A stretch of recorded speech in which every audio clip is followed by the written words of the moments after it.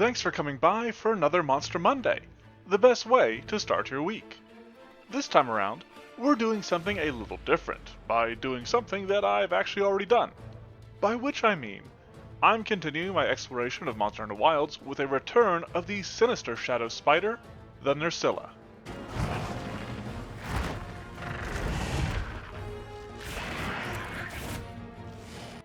Now, as I suggested, I've actually built the Nerscylla before, all the way back in 2020. However, a lot of things have changed since then, including yours truly, so I thought I could use Wilds to take the opportunity to revisit and maybe remaster the Nerscylla a little bit. Those of you that have been around here for a while might be well aware of the fact that I'm a big fan of spiders and scorpions and all those creepy crawlies in general, and the Nerscylla is definitely on the list as the most spidery of Monster Hunter spiders. It didn't seem to get a ton of new moves or anything like that in Wilds, but there were a few things I caught this time that seemed more important to its kit, so we do actually have a good bit of new things to explore here. That being said, I did decide to stick with the level of 7 that I originally built it at, and it still has the animal trait, and the animal trait alone. Honestly, its lack of elements or other fantastical qualities might make it more animal-like than most of the Monster Hunter critters that I've already made.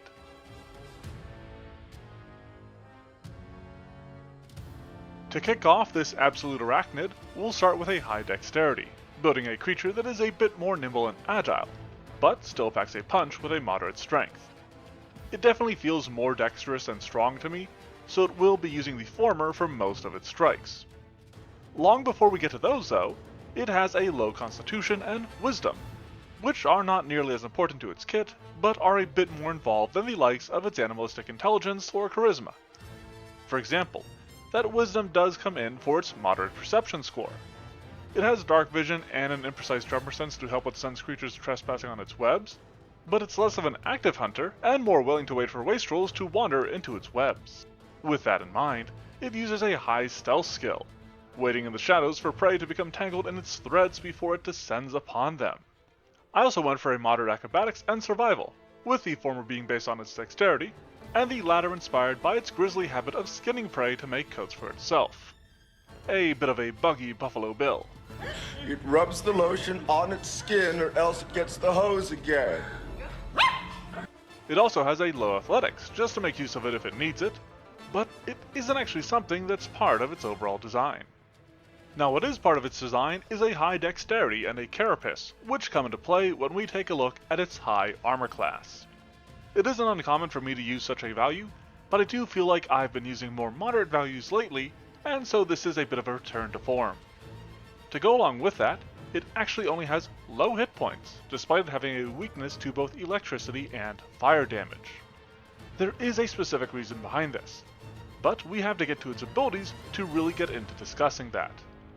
For now, it does have a small, simple assortment of components at an extreme AC.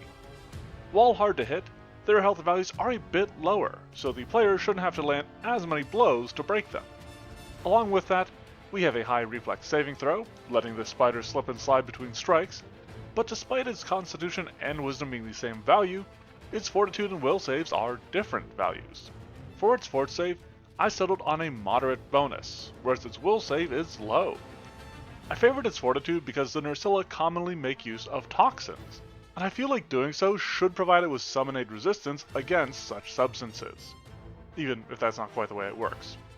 For the awe-inspiring attacks of our abominable arachnid, we have an astounding array of 4 strikes. Most of these strikes use a high bonus. However, its mandibles are limited to a moderate attack bonus instead. They have the finesse trait, like all of its melee strikes, but this is also compensating for its moderate damage, the fact that it comes with its Nerscylla venom, and that it does have an ability related to this attack. Using a moderate attack bonus in this case will keep this from always seeming like the best option. Further differentiating its strikes are the reach and sweep traits on its claws. These gnarly rippers do come with moderate damage, but lack the venom of its mandibles.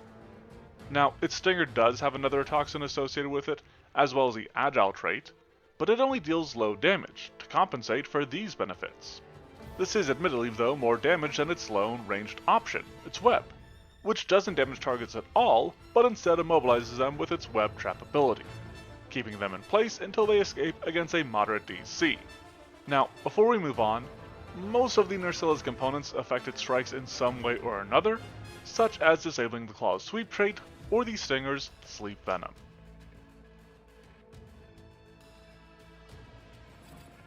And on that topic, why don't we start our discussion on its abilities from there? With the Nerscylla able to inflict both poison and the sleep status in Monster Hunter, I designed it with two different venoms in the form of its Nerscylla and Sleep Venom.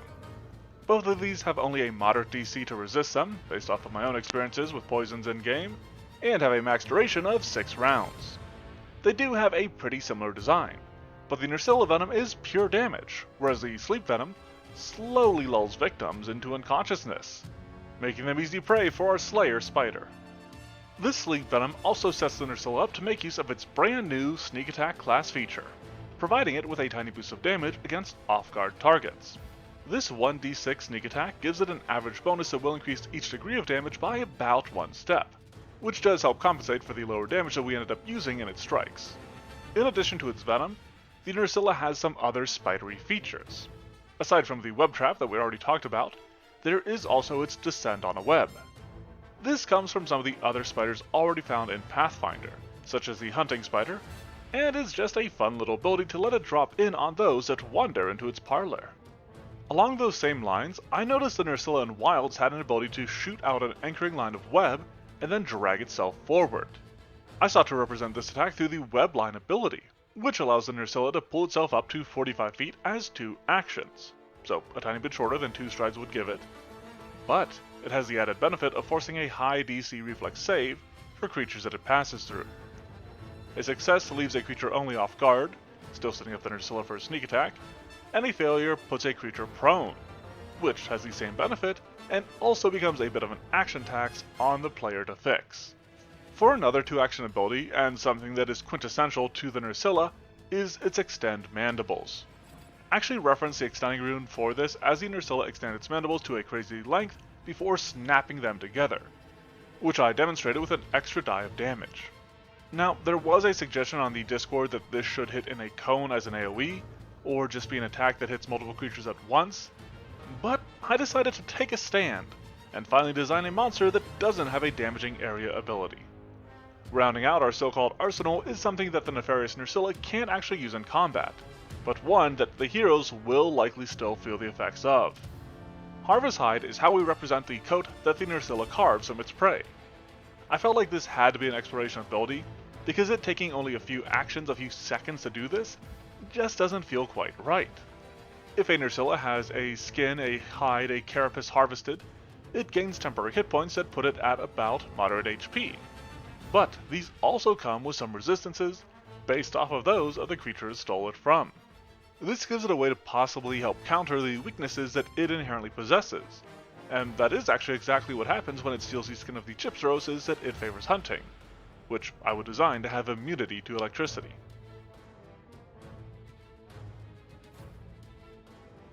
When it comes to gear, I could have very easily made a weapon out of the Nerscylla, but I wanted to do something a little different. This time around, I went for a worn item, a pendant in this case, that takes its name from the Nerscylla's title, and is, in turn, inspired by that to provide a bonus to stealth checks. But perhaps more important than that, is its Plunder Defenses ability. This is only a free action to activate, and it can even be used once per hour. Maybe that's just me being too generous. But it can only be triggered when you deal precision damage to a creature, which in turn is inspired by the Ambusher skill on the Nerscylla's armor. This does limit its class use somewhat, and I don't think that's a terrible design space to work into. There are other effects that mainly work with rage or with the focus spells of casters. Now as for the actual effects of this, the mimicking of the creature's defenses are a bit more inspired by the actual nature of the Nerscylla, and how it steals the hides of creatures to use their resistances. I think this does a good job combining the thematic with the mechanical effects, and overall I am pretty proud of it, and I hope you like it as well.